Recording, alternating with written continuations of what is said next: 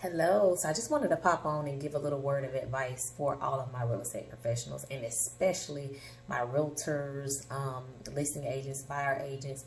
Most of us, I know that I didn't for the many years, over a decade that I practiced buying and selling, representing buyers and sellers. I'm sorry. I never checked the GIS report to see how big that lot was, how many feet it went back, how many feet it was wide, where the property sat, the actual improvement sat on that property. And I'm just going to give you a little bit of an idea of a property that I recently bought and sold.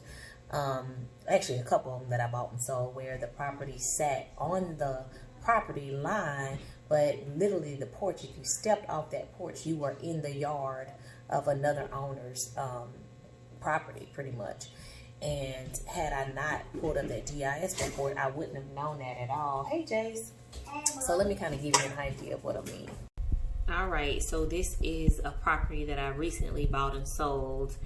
And guys, go, if you, whatever county you're working in, if it's Gwinnett, if it's DeKalb, just Google DeKalb County GIS, okay? Or Gwinnett County GIS, and pull that system up, put the parcel number or either the address in, and literally you can see exactly what you need to know about the property. You can see how far the property line goes back, how far it's wide, and it's measured in feet. But you can see here, this is touchscreen, so I'm trying not to touch it and move it. But you can see here how the property pretty much encroaches on the parcel that is adjacent to it right here in the back. So when you step out of the back door of this property, you're hopping right into somebody's yard. If we weren't going to do some rehabs on it and need permits pulled and things of that nature, sometimes you don't even go through the hassle of taking this step. And I know many agents don't do this. Let me show you another one. Hold on. All right, here's another recently purchased property of mine, or of ours. This is almost identical. The back porch, the house actually encroaches over on the church's property. So, here it is. We wanted to build this nice deck, and you really can't do that, because it's on somebody else's property. All right, so real life scenario here. So in this picture that you see illustrated here, let's kind of get that a little bit more clear.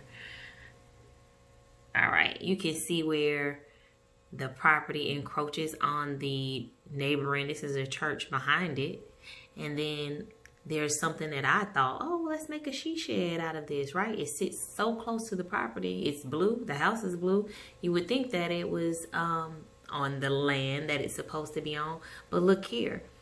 Majority of the outhouse or the building sits on the neighboring property's land. That house that was there, it's gone. It was bulldozed over. But anyway, let's say I came in here and just started tearing it down because we don't want it, or I started fixing it up because we want it, and then guess what? We have a problem right here. Maybe they were opposed to whatever it was that I decided to do, and because it sat on their land, and I don't know what the two owners maybe negotiated or came into agreement with before I got it.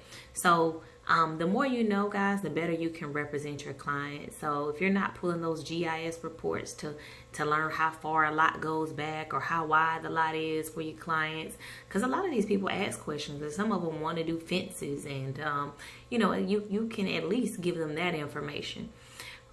Anyway, I hope this was helpful. You guys have a great day.